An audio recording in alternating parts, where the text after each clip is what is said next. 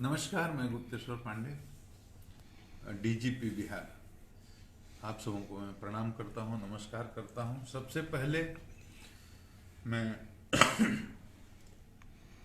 बिहार की जनता को, अपने सिपाहियों को, हवलदार भाइयों को, थानेदारों को और तमाम वरीय पदाधिकारियों को, अपने तमाम पुलिस अधीक्षकों को, उसके ऊपर के सभी पदाधिकारियों को इस बात के लिए मैं बहुत बहुत धन्यवाद देता हूं, बधाई देता हूं कि ऐसी होली, ऐसी रामनवमी, ऐसा छठ और ऐसी शबे बारात मैंने कम से कम अपने 32 साल की नौकरी में नहीं देखी। पूरे बिहार में होली में एक पत्ता भी नहीं हिल पाया। पूरी रामनवमी जितनी शांति से गुजरी, मुझे नहीं याद है कि कभी इतनी शांति से गुजरी। कहीं किसी तरह का झंझट नहीं, कोई तनाव नहीं, बहुत शांति से, बहुत आनंद से छठ का व्रत ऐसे ही संपन्न हुआ और शब्बे बारात ऐसे ही गुजरी। पूरी तरह से शांति रही। ये कोई पुलिस का कमाल नहीं, केवल ये कोई मेरा कमाल नहीं, ये बिहार के नौजवानों का कमाल है और हमारे सिपाहियों का, हवलदारों का, हमारे पुलिस अफसरों का और हमारे जो पुलिस अधीक्षक स्तर के पदाधिकारी हैं उनकी मॉनिटरिंग। हमने एक अपील की थी रामनवमी के पहले भी, हमने एक अपील की थी होली के पहले भी लोगों से, बिहार के नौजवानों से कि पूरी तरह से ऐतिहासिक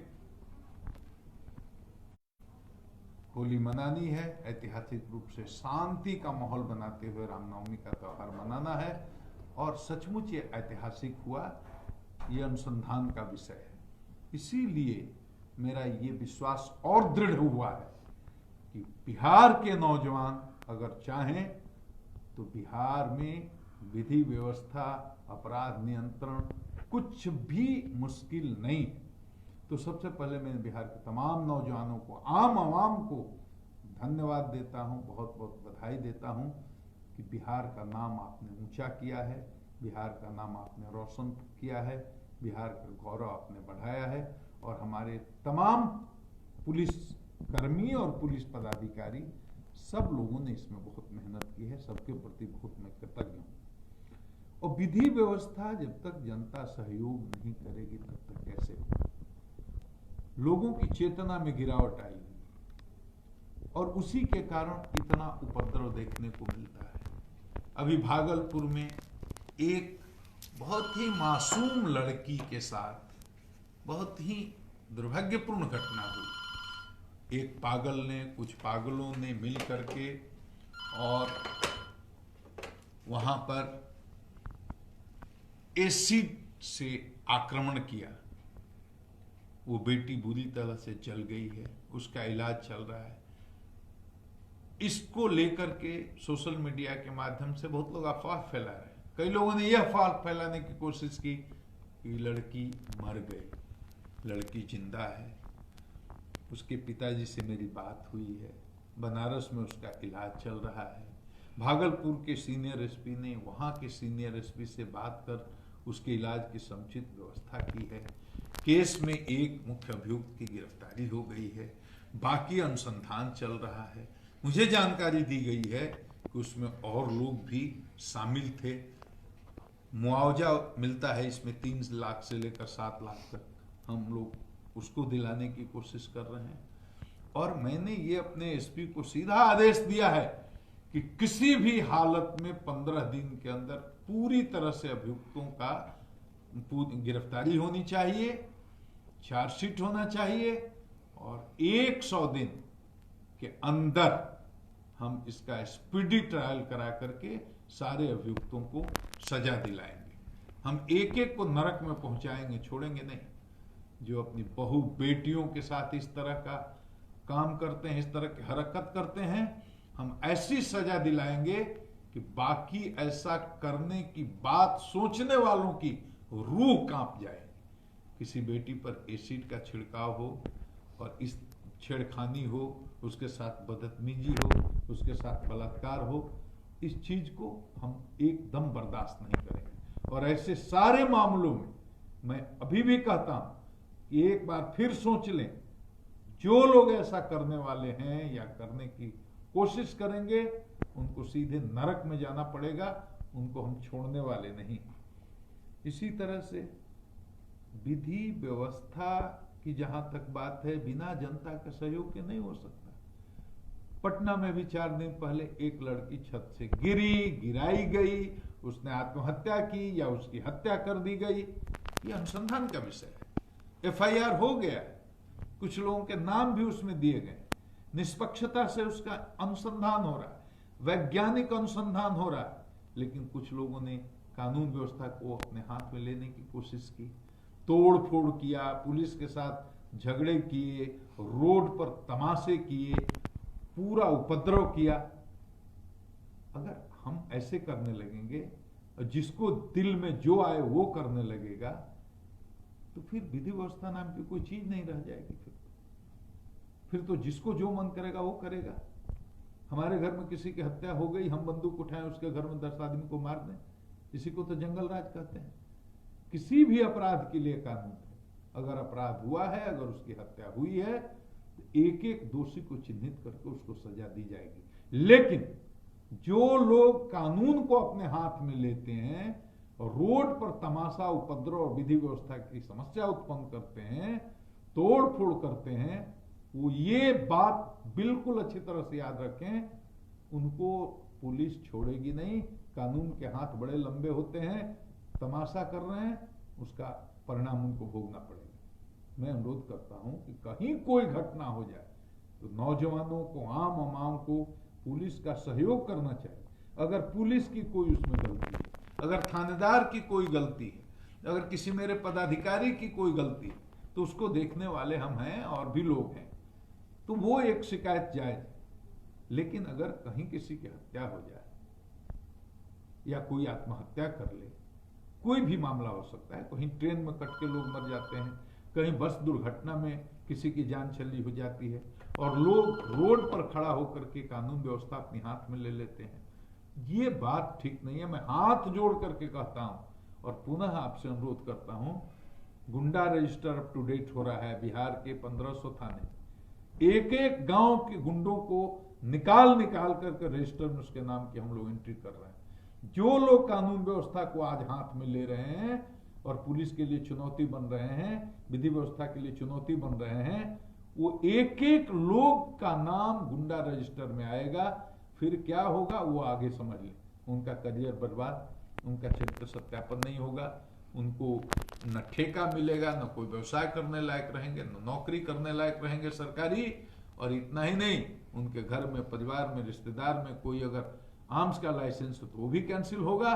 और जब भी किसी तरह का उपद्रव होगा, पुलिस उनको खोजेगी। असामाजिक तत्वों में गुंडा की सूची में उनका नाम शामिल किया जाए।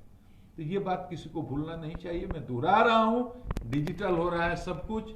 एक थाने में अगर एक जगह गुंडा रजिस्टर में नाम आ गया तो बिहार के हर जगह आपका नाम चला जाएगा, नीचे से ऊपर। तो वो जमाना गया कि आप उपद्रव करके निकल गए और बात खत्म हो गई। तो इस बात को समझते हुए, अपने कैरियर को समझते हुए, अपने भविष्य का ख्याल रखते हुए ऐसा काम ना करें।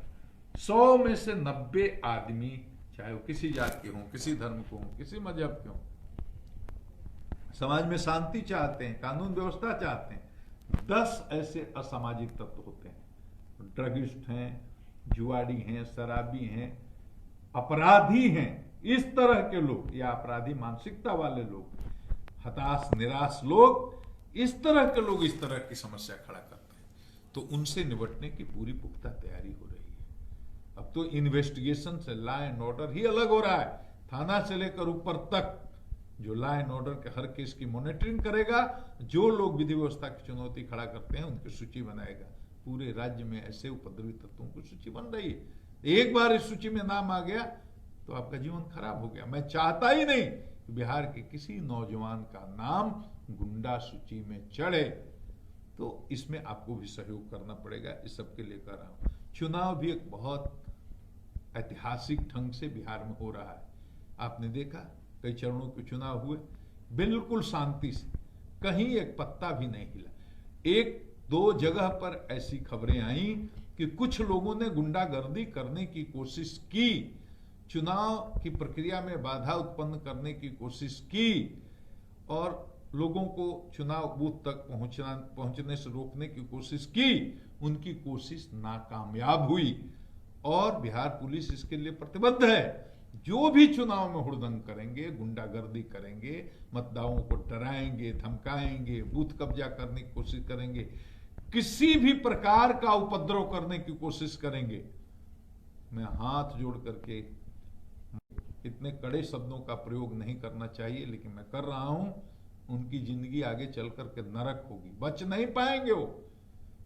एक एक मामले का कहीं भी कोई गड़बड़ी होगी, गहराई से अनुसंधान होगा, एक एक आदमी को चिन्हित किया जाएगा, एक एक आदमी को चिन्हित करके उनकी कुड़की होगी, जब्ती होगी, गिरफ्तारी होगी, वो चार्जशीट होंगे और गुंडा रजिस्टर में उनका नाम चढ़ेगा। बिहार की मर्यादा के लिए, बिहार के गौरव को बनाए रखने के लिए ये हमारी अपील है कि कहीं भी कोई घटना होती है तो नौजवान, आम आवाम पुलिस को, प्रशासन को सहयोग करे, ना कि विधि व्यवस्था की समस्या उत्पन्न करे। क्योंकि विधि व्यवस्था की समस्या उत्पन्न करने से मुख्य मुद्दे से पुलिस का भी ध्यान हट जाता है, प्रशासन का ध्यान हट जाता है, एक नया बखेड़ा शुरू हो जाता है। ये प्लीज मत कीजिए, हमारा सहयोग कीजिए। हम सबकी भलाई चाहते हैं, हम चाहते नहीं कि कोई भी निर्दोष आदमी किसी केस में फंसे, लेकिन भीड़ तंत्र में आकर के आदमी बहुत ऐसी गलती कर जाता है और बाद में उसको भोगना पड़ता है और बाद में हमारे यहां दौड़ करके आते हैं लोग, हम निर्दोष हैं, तो उसमें से निर्दोष को और दोषी को पहचानना बड़ा मुश्किल हो जाता है। तो होता यह है, करते 10 लोग हैं, 10 निर्दोष में उसमें फंस जाते हैं, तो ये किसी के लिए भी उचित नहीं है।